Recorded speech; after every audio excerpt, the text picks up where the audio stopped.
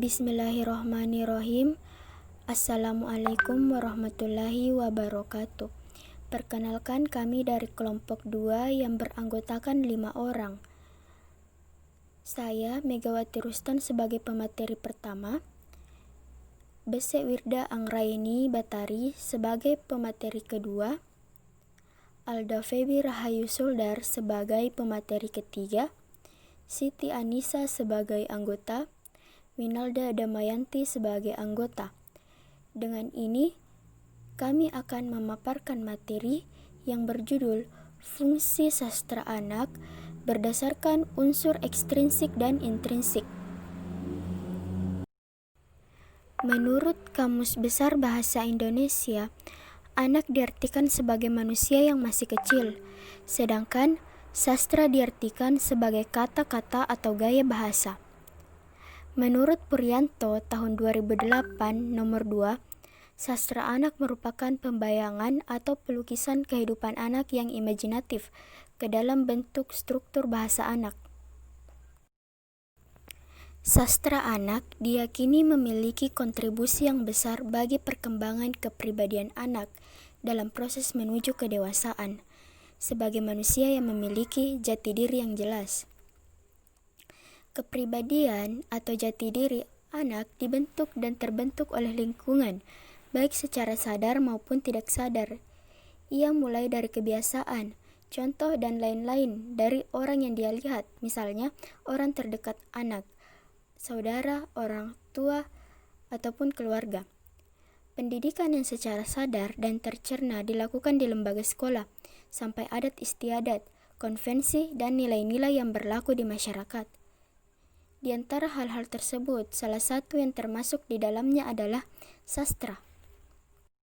Sebagai sebuah karya, sastra anak menjanjikan sesuatu bagi pembacanya, yaitu nilai yang terkandung di dalamnya yang dikemas secara intrinsik maupun ekstrinsik.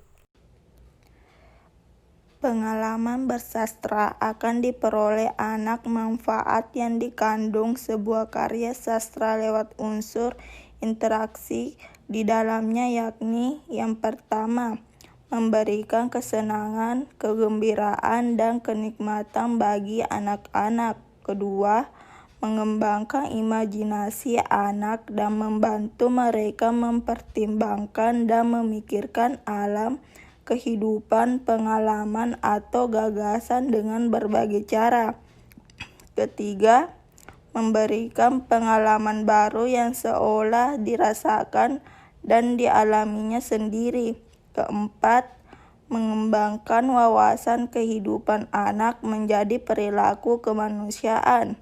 Kelima, menyajikan dan memperkenalkan anak terhadap pengalaman universal. Dan keenam, mendekatkan anak dengan orang tua. Selain nilai intrinsik, sastra anak juga bernilai secara ekstrinsik yang bermanfaat untuk perkembangan anak, terutama dalam hal yang pertama, perkembangan bahasa, kedua, perkembangan kognitif, ketiga, perkembangan kepribadian, dan keempat, perkembangan sosial.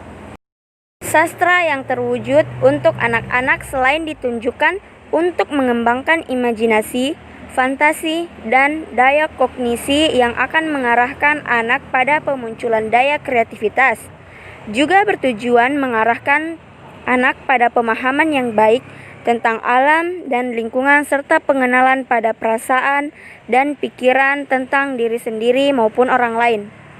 Burhan Nurgiantoro, 2005, halaman 35-47. Itulah pemaparan dari kami. Lebih dan kurangnya mohon dimaafkan. Wassalamualaikum warahmatullahi wabarakatuh.